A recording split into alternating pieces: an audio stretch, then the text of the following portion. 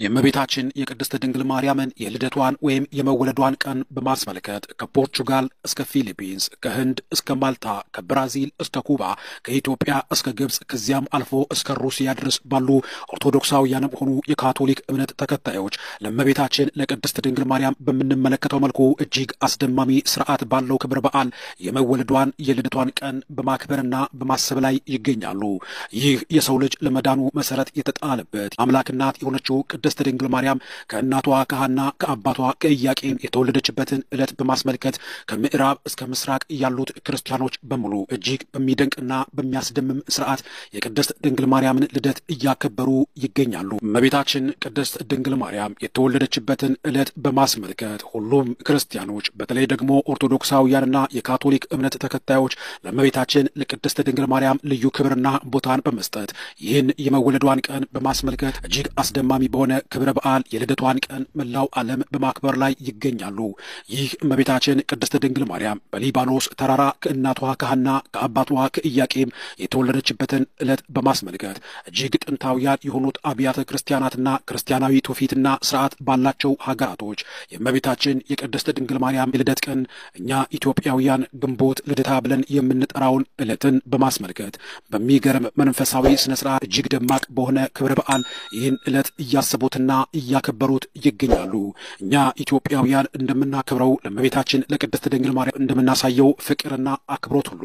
ሌላው ዓለምም ለድንግል ማርያም ለኢየሱስ ክርስቶስ እናት እንዲህ ያለውን ፍቅርና አክብሮት ማሳየቱ በአጋጣሚ የሆነ ወይም የተከሰተ ሳይሆን እናታችን ቅድስት ድንግል ማርያም በሉቃስ ወንጌል ምዕራፍ 1 ቁጥር 48 ላይ እነሆ ከዛሬ ጀምሮ ትውልድ ሁሉ ብፅዕት ይሉኛል ብላ በተናገረችው ቃል መሰረት ፍጥረታት በሙሉ የሰው ልጅ እየተባለ እመቤታችን ቅድስት ድንግል ማርያምን እያመሰግናት ትውልድ ሁሉ ብፅዕት እያላት የተናገረችው የትንቢት ቃል ፍጥረትን ሁሉ ወደ እርሷ ወደ ክብሯና ወደ ብፅዕናዋ